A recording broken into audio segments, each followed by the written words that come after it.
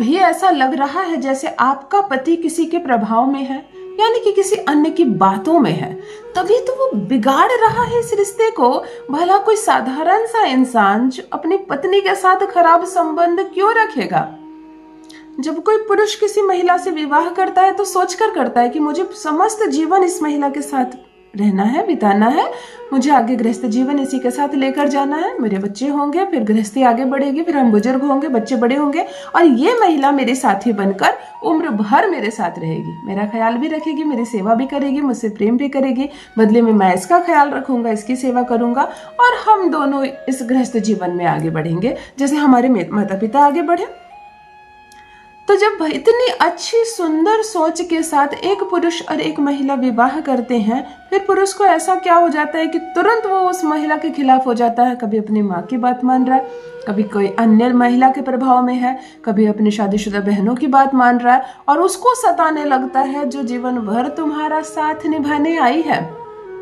पत्नी शुक्र होती है, तुम अपनी पत्नी को नहीं सता रहे, तुम अपने शुक्र को सता रहे हो। सताओ, अच्छी बात है, वो तो थोड़ा रोएगी, थोड़ा सा तरसेगी, फिर उसका जीवन अपना है। ऐसा नहीं है कि तुम साथ नहीं दोगे तो वो जीना छोड़ देगी, ऐसा नहीं है। लेकिन तुमने सताया है अपने शुक्र को, सुख यानी कि सुख, वैभव, धन के दाता शुक्र।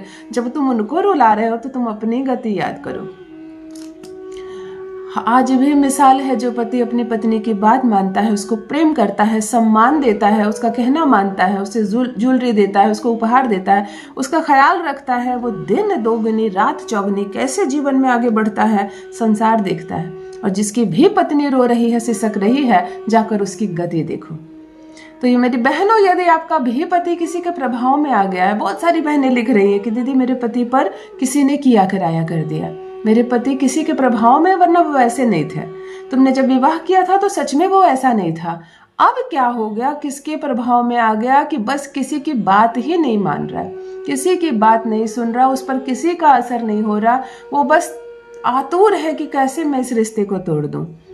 फिर ये रिश्ता टूट जाएगा तो बहुत पछताएगा, लेकिन अभी उसको कुछ नहीं पड़ी, वो बस दूसरों की बात में आ गया, हो गया है दूसरे का प्रभाव उस पर किसी का। तो चलो उसके प्रभाव से उसको मुक्त करते हैं, उसको इस अवस्था में छोड़ना नहीं है, वापस लाना। हमारा साथ देगा या नहीं देगा बाद की बात है, परंतु अगर उसकी स्थिति बुरी है, किसी ने उस पर किया कराया टोना टोटका जादू मंत्र या कोई अन्य किया कराया डाल रखा है, तो चलो उससे उसको मुक्त करते हैं। मैं कहती हूँ पति के खाने में केवल एक चीज मिलाकर खिला देना, सिंपल सी चीज, सिंपल सा वशीकरण, एक बार में चमत्कारी असर।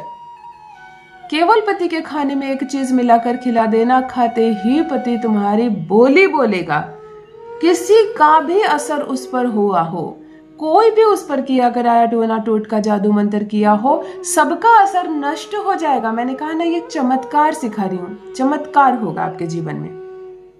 गुलामी करेगा वो, तुम्हारी हर बात मानेगा तुम्हारी। जान लीजिए प्रथम मैं कौन हूँ। नमस्कार दोस्तों, मैं हूँ खुशबू सिंह। बहुत स्वागत, बहुत अभिनंदन करती हूँ आप सबका अपने YouTube चैनल ज्योतिष ज्ञान में। कैसे हैं आप और घर में सब कैसे हैं? मेरे कमेंट सेक्शन में जय माता दी, हर हर महादेव अवश्य लिखें, अपनी खैरियत मुझे ज़रूर बताएं। पढ़ती हूँ हाथ की रेखाएं, पढ़ती हूँ जन्म कुंडली, और आप कुछ न कहें तो आपका चेहरा भी पढ़ लेती हूँ। करम है, कृपा है ऊपर वाले की, प्रेम है आप सबका। जुड़िए ज्योतिष ज्ञान चैनल से। जो भी नए भाई बहन चैनल पर पहली बार आए हो, मेरे वीडियो को पहली बार देख रहे हो, मुझसे प्रथम बार मिल रहे हो, चैनल को सब्सक्राइब करें, मेरे परिवार का हिस्सा बनिए। वही पति जो तुम्हें देखना नहीं चाहता है, वही दिन रात तुम्हें देखेगा, तुम्हारी बात नहीं मानता, वो गुलामी करेगा। इतना आसान नहीं होता है किसी रिश्ते को अपनी ओर मोड़ना, परंतु वशीकरण एक ऐसी अद्भुत चीज है जो एक तो किसी भी किया कराया या अन्य किसी वशीकरण का प्रभाव को निष्क्रिय कर देगा, और आप जो करोगी जीवन भर उसका आनंद उठाओगी, जीवन भर ये रिश्ता तुम्हारा हो जाएगा, वो तुम्हारे पक्ष में आ जाएगा, वो तुम्हारी बोली बोलेगा। ध्यान से सुनिए, किस रात को करना है आपको ये प्रयोग? केवल और केवल अमावस्या तिथि को आपको ये प्रयोग करना है। हर माह में एक तिथि अमावस्या की आती है। दूसरी बात, अमावस्या तिथि को आप जब ये करेंगे, एक तो आपको पीरियड्स नहीं होने चाहिए, शुद्धता की अवस्था में करनी है। तीसरी बात, आज के दिन भूल कर भी नॉन वेज नहीं खा लेना, कोई मछली चिकन मत खा लेना। बात समझ में आ गई। और चौथी चीज, पूर्ण विश्वास से करना। सिर्फ दीदी ने कहा है इसलिए नहीं, इस रिश्ते को तुमको अपने पक्ष में करना है इसलिए करना, पूर्ण विश्वास के साथ। जब तक विश्वास नहीं जागेगा वशीकरण साथ नहीं देगा तुम्हारा। 11 लौंग खरीद कर लाना, दिन के समय करना, रात को करने की जरूरत नहीं है। 11 लौंग खरीद कर लाना, बात समझ में आ गई। इन 11 लौंग को अपने हाथ पर ले लेना, मुट्ठी ऐसे बंद कर लेना, कुछ खाना पीना नहीं, पानी तक मत पीना, सुबह सफाई कर लेना प्रयोग। आंख बंद करके पति की अनुभूति करना, उसको देखने का प्रयास करना, वो दिखने लगे, वो पूर्ण महसूस होने लगे, बिल्कुल उसकी जब अनुभूति होने लगे तब त्रीम, एकाक्षरी एक मंत्र है त्रीम, त्रा में दीर्घायु ऊपर बिंदी, त्रीम, इस मंत्र का 108 बार बड़े प्रेम से जप करना।